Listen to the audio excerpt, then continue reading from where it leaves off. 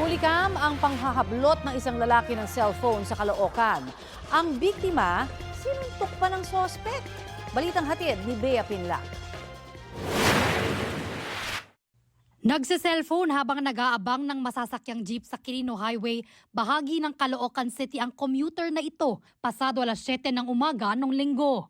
Ang lalaking ito, nagmamasid na pala sa gilid. Maya-maya, dali-daling nilapitan ng lalaki ang commuter. Sinuntok niya ito sa muka sabay tangay ng cellphone. Agad tumakbo patakas ang suspect. Ang commuter natumba sa lakas ng suntok sa kanya.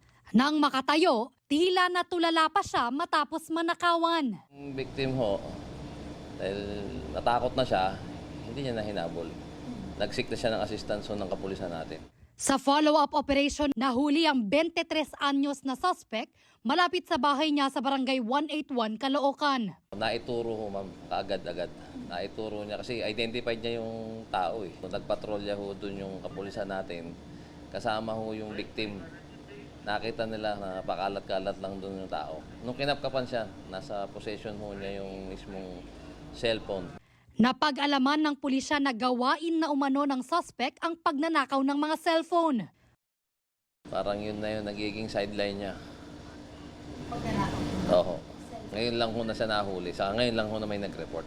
Mahaharap sa reklamong robbery ang suspect na nakakulong sa custodial facility ng Caloocan City Police. Sinusubukan pa ng GMA Integrated News na makuhanan siya ng pahayag.